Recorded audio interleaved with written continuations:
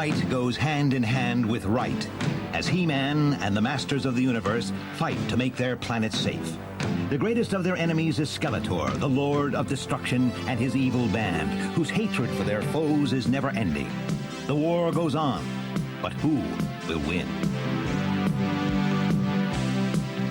Masters of the Universe, He-Man and the Asteroid of Doom.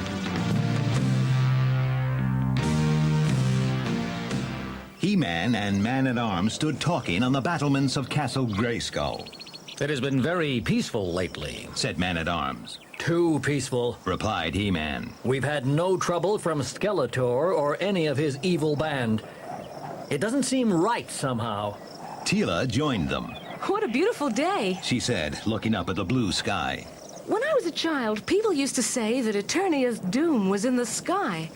What did they mean? Thousands of years ago, said Man-at-Arms, the men of Eternia built a power system that would serve all of Eternia forever. But they could not control it. So, the wise men ordered a huge rocket to be built. The power system was loaded aboard, and the rocket was fired off towards the sun, where they expected that the deadly power system would be destroyed. And was it? asked He-Man. The rocket collided with an asteroid, not far above the surface of Eternia, said Man-at-Arms. Fragments of the rocket are still believed to be in orbit out there, and the deadly power system may still be active. At that very moment, far away in Etheria, Hordak was raging at members of the Horde. He cried. That is what I need! Power for weapons against the rebels! There is not enough power in the whole of Etheria for my needs! Modulok had been listening. Now he sidled up to Hordak and hissed. I have heard of a source of power more than you will ever need. Where is it? Why was I not told of this before? Snarled Hordak. It is far away, hissed Modulok. In the asteroid belt which encircles Eternia, there is one particular asteroid. Anyone who can take possession of it will have the greatest source of power in the entire galaxy. The other members of the Horde laughed. The asteroid of power, cried Grizzlor. Everyone knows that is only a fairy tale. Fairy tale or not, said Hordak, I intend to investigate. We leave at once for Eternia. If there is such a thing as the asteroid of power, then I will have it. Before the day was out, Hordak and the Horde were aboard their intergalactic space cruiser. A fleet of flyers was loaded into the cargo hold. Each was equipped with a strong winch and cable. The space cruiser blasted off from Etheria on course for Eternia. The ship was put on automatic pilot. Then Hordak called a council of war. This will be a dangerous task, he said. We first of all have to find the asteroid. Our instruments will help. How big is it? asked Mantenna. Enormous, said Hordak. Bigger than our cruiser. It will look like a small planet. The flyers have been fitted with cables and magnetic clamps. Mantenna, Grizzlor, and Leech will take one each. I shall be in the fourth. We will attach cables to the asteroid and haul it out of orbit around Eternia. The space cruiser will tow it back to Etheria. What if Skeletor has got there first? asked Grizzlor. It is nearer his base in Snake Mountain. That blundering fool has not the brain for such a task, cried Hordak. And in that case, I should have heard from my spies. When Hordak's craft was close to the asteroid zone, it appeared on the radar screens at Castle Grayskull. The Masters of the Universe watched as it drew closer. Then it stopped just beyond the asteroids. Is it an enemy? asked Teela. I can't say, said He-Man. But friendly visitors do not usually skulk out in space. Let's call them up. But there was no reply to radio messages from Castle Grayskull. He-Man listened to the crackle of static. And friendly visitors are also usually glad to make conversation, he said. This wants looking into. Could it be that Skeletor is up to something? said Man-at-Arms. There's one way to find out, said Teela. Keep watch on him. Where's Buzz-Off? Soon the winged lookout was hovering high above Snake Mountain, but he reported no sign of anything suspicious. Although Buzz-Off had seen nothing from the air, Skeletor was very busy indeed beneath Snake Mountain. He too knew that a strange spacecraft was hovering just beyond Eternia's asteroid zone. Skeletor thought of everyone as an enemy. Whoever was out there must be destroyed before they destroyed him. He sent Zodak in a small space scout craft to investigate. Zodak blasted off and made for the asteroid zone, then wove his way carefully through the circling asteroids. And there, beyond the outermost asteroid, was a huge black space cruiser. Clearly visible on the side was the evil bat-wing symbol of Hordak. Zodak quickly took cover among the asteroids. Then he switched on his radio receiver. Hordak's voice came crackling through. Zodak could tell that he was issuing orders to his warriors, but that was all. Just what Hordak was planning to do, it was impossible to make out. Zodak set course back to Snake Mountain, radioing his report to Skeletor as he went. And in Castle Grayskull, the Masters of the Universe picked up that message. This is serious, Said He-Man. Hordak would not come all the way from Etheria to Eternia for nothing. What can he possibly want hanging about up there among the asteroids? Perhaps he's planning to steal an asteroid. Said Orko. I've heard that Hordak will take anything that isn't nailed down. You know, Said Man-at-Arms. you may be right, Orko. I'm sure I am. Said Orko. Hordak is very dishonest. Not that. Said Man-at-Arms. About the asteroid. There was only one asteroid worth stealing. Tila mentioned it the other day. Of course. The ancient power system. The asteroid of power. Some say that it is only a story. But if Hordak is after it, then it must be there. For the sake of all Eternia, Said He-Man. the Masters of the Universe must stop him before it is too late. But the Masters of the Universe were not the only ones to guess what Hordak was up to. Skeletor had also heard the story of the asteroid of power. If anyone was going to seize it, he was going to be the one. He set his slave technicians to the construction of a powerful magnetic beam projector. When it was finished, they hauled it up out of the depths and erected it on the highest point of Snake Mountain. All I have to do now Skeletor cried with glee. is to wait for Hordak to find the asteroid. Then, when he least expects it, my magnetic beam will pull it from his grasp. The greatest power source in all Eternia will be mine. I shall rule without hindrance from the Masters of the Universe or anybody else. Then he settled down to watch the radar screen and await the moment to strike. Out in space, Hordak was studying the asteroid zone. The asteroids were of all shapes and sizes. Some were simply jagged chunks of rock broken from ancient planets. Others were round, like small planets themselves. No one could tell him what the asteroid of power was likely to look like. Mantenna took over the lookout. Suddenly, he called out, I see something. The asteroid? cried Hordak. No, Replied Mantenna. but it can't be far away. Drifting past the windows of the space cruiser were a number of things which did not look like asteroids. There were pieces of twisted metal, broken frames, fragments of machinery, pieces of a giant rocket, and then they saw it. It must be the power unit, a great metal ball as big as the cruiser. The metal was battered and dented by meteorites. The cold of space had cracked it in places. The heat of the sun had scorched it. But there was no doubt. Hordak had found the asteroid of power. Quickly, Hordak issued his orders. The warriors of the Horde raced to the cargo hold where the fleet of special flyers stood ready. Mantenna, Grizzlor, and Leech boarded their craft.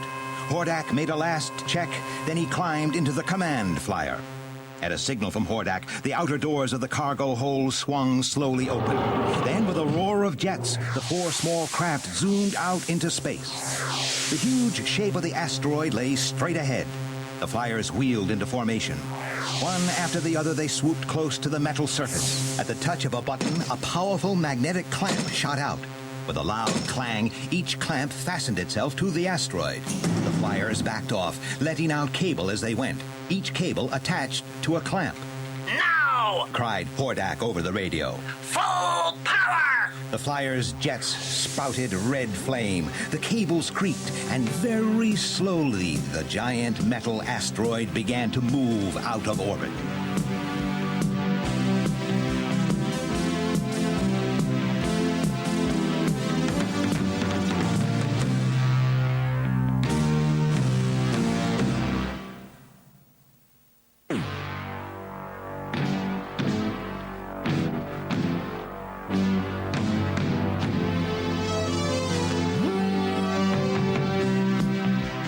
At full power, the four small craft moved slowly. Their engines glowed red hot. They shook with the strain. The cables were at breaking point, but still, the asteroid was barely moving. Then, suddenly, there was a loud crash. Two of the clamps came loose. The flyers spun out of control, almost colliding with Hordak and each other. A small rocky asteroid had smashed into the metal one, which was already drifting back into orbit. Hordak screamed over the radio. Re-engage clamps! Resume tow! Leech and Mantenna in their flyers refixed their magnetic clamps. Once again, the small craft took the strain. And far below, on the surface of Eternia, Skeletor was preparing to take a hand. On the summit of Snake Mountain, Skeletor adjusted the controls of his magnetic beam projector. Its sensors had located the asteroid. Skeletor watched the instruments as the asteroid drew closer in its orbit of the planet. Stand by! He ordered his slave. 5, 4, 3, 2, 1. Activate! A shimmering beam of magnetic energy shot into the sky from the machine. Skeletor watched the instruments again. We've made contact! He cried. Activate traction phase! Again, a slave moved a control. A loud hum came from the machine. In his flyer, Hordak felt himself being pulled back. He saw the asteroid bathed in a glowing energy field and screamed at his warriors for full power. But it was useless. The asteroid was being drawn towards the surface of Eternia. One by one, the magnetic clamps were pulled off as Hordak lost the tug of war with Skeletor. Skeletor's magnetic beam projector drew the asteroid slowly out of orbit, and soon it could be seen from Eternia. From the battlements of Castle Grayskull, the masters of the universe looked up into the sky. The asteroid was a small, bright speck, but it grew bigger by the hour. Man-at-Arms sat at the castle computer. I have calculated that the asteroid is completely out of orbit, He said. It will strike the surface of our planet late tomorrow. Where? Asked He-Man. Snake Mountain. Replied Man-at-Arms. Oh, good! Cried Orko. That will save everyone a great deal of trouble in the future. No. Said He-Man. We must try to stop it. There is certainly all manner of evil in Snake Mountain. But there are many innocent slaves and captives in Skeletor's dungeons. And Said Tila. if what is said about the asteroid is true, it will not only destroy Snake Mountain, but much of the planet around. We have not a moment to waste if we're to stop it. Said He-Man, leading the way to the parked Wind Raiders. At full speed, the fleet of Wind Raiders raced towards Snake Mountain, where Skeletor and his evil band were clustered round the magnetic beam projector. They only realized that something was amiss when a blast of fire from the Master's laser cannons zipped about their heads. As they dived for cover, Skeletor stood up and shook his fist at the Wind Raiders. He-Man brought his machine to hover above the mountain. Stop your magnetic beam projector, Skeletor! He cried. You don't know what you're doing! I am taking possession of the mightiest power source in Eternia! Snarled back the Lord of Destruction. It will destroy you! Cried He-Man. Switch off the projector! Never! Cried Skeletor. In that case, the masters of the universe must do it for you! Cried He-Man. He put his Wind Raider into a steep, fast climb. Then, with the others in formation, he came in fast towards the projector, cannons blazing. In a blinding flash of energy, Skeletor's magnetic beam projector exploded. As the pieces clattered to the ground and the smoke cleared, He-Man looked up at the sky. The asteroid was still there, but would it stay where it was? In the Wind Raiders, as well as on Snake Mountain, all eyes were turned to the sky. The worst had happened. The Masters of the Universe had failed. They had destroyed Skeletor's equipment too late. The asteroid was coming closer and closer every moment. There's nothing more we can do here, said He-Man, and he led the others back to Castle Grayskull. Once more, Man-at-Arms went to the computer. The asteroid is moving faster, he reported. Eternia's gravity is pulling it down. It is still headed for Snake Mountain. Call Skeletor on the radio, said He-Man. Tell him to evacuate Snake Mountain at once. I don't think there's time for that, said Teela. But if we can't stop the asteroid, could we divert it? Make it come down somewhere harmless. Good thinking, said He-Man. Our lasers might just do it. Once more, the Wind Raiders lifted off from Castle Grayskull. Their energy packs were fully charged, and their laser cannons set at maximum thrust. The asteroid was quite clear now. It glowed red as it hit the edge of Eternia's atmosphere. Man-at-Arms had been doing some calculations on his onboard computer. If we can alter the course of the asteroid by 14.5 degrees, he reported, it will miss Snake Mountain and come down in the sea. But what if there are ships in that part? said Teela. There won't be, said Man-at-Arms. That part of the ocean is the Sea of Sargon. It is a mass of foul and poisonous weed. Nothing can pass through it. Nothing can live there. Right, cried He-Man. All Wind Raiders, maximum altitude. The Masters of the Universe leveled out where the atmosphere of Eternia was thin, on the edge of space itself. He-Man led them on a course which would take them alongside the asteroid. Once in position, he gave the order, all lasers, fire! Instantly, there was a blaze of energy from each Wind Raider. The asteroid kept straight on. Again, the Masters of the Universe turned on the power of the laser cannon. It's turning! Called Teela. I'm sure I saw it move! Another blast, and this time there was no mistake. The battered metal asteroid was swinging off in a new direction. Cease firing! Ordered He-Man. Man-at-Arms, how is it heading now? 10 degrees, said Man-at-Arms. That's not enough. It will hit the coast near several large towns. We must try again. Then Teela shouted a warning. Look out! We have company! A fleet of Rotons had come skimming across the land below, and they were now climbing towards the Wind Raiders. At the controls could be clearly seen Skeletor, Zodak, Beastman, Evilin, and others of Skeletor's evil band. As if we hadn't enough problems, said He-Man. Stand by to repel attack! The Rotons swung round and opened fire with their energy weapons, but not at the Wind Raiders. They were aiming, as the Masters of the Universe had done, at the speeding asteroid. Come on! Sounded Skeletor's voice over the radio. Your puny efforts are useless. It needs me and my people for a job like this. Right, Skeletor! Cried He-Man in a surprised voice. In a moment, every laser cannon was turned on the asteroid. It swung further off course, and in a few minutes had crossed the coast, heading over the sea. He-Man watched it go. Thank you, Skeletor, he said. There is some good in you after all. Rubbish! Snarled Skeletor. Do you think that I wanted that heap of scrap on top of Snake Mountain? What's more, if I can't have it, neither can Hordak. An evil voice came crackling over the radio. Did someone mention my name? It was Hordak.